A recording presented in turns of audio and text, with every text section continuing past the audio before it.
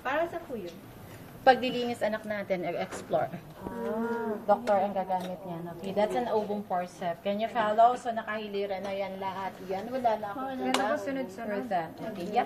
Panggitna po yun. Kelly Metz, middle Mayo. Okay. Sa hospital, bata. Okay. So, can you follow ha? So, we're done with the instrument. We're ready to deliver our child.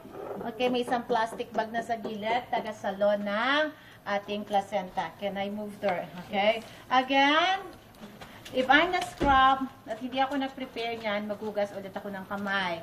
Okay, air dry. I'm going to don again the gloves. Then I'm going to position here. The mom had been prepared.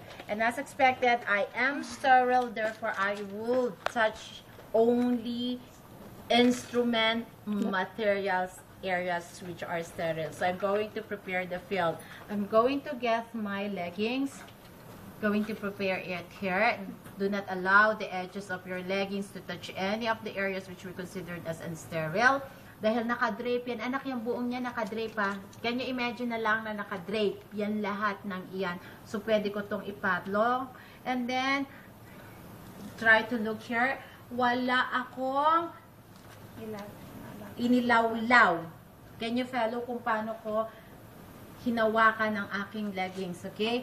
Move, dapat walang hihipo. Ay, naku, sorry, yung paa ni nanay. Taas nyo na lang sa akin.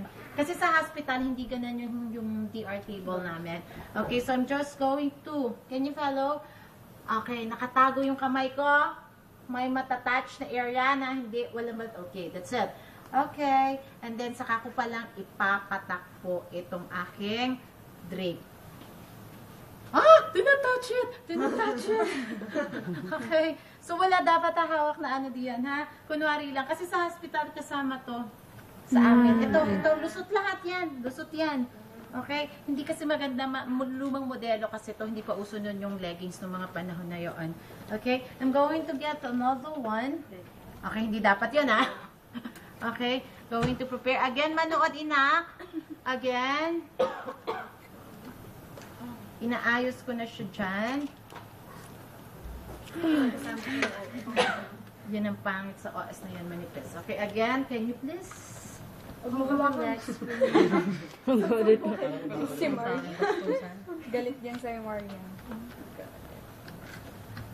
Okay, again, yung kamay ko, hindi hahawak doon sa area ng nanay. Ingat yan, nakatago yan sa cup.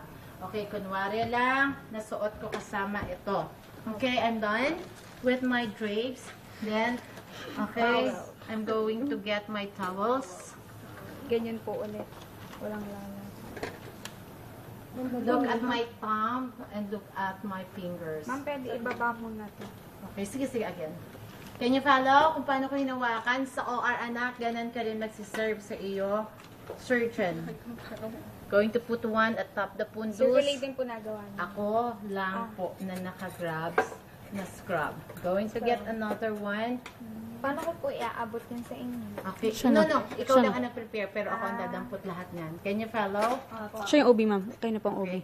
Ako ang OB ngayong mga oras na to. Ako din ang surgeon. Ako rin OB ang gumagawa. Tingnan. Hindi, kami. Bata na pinagagawa.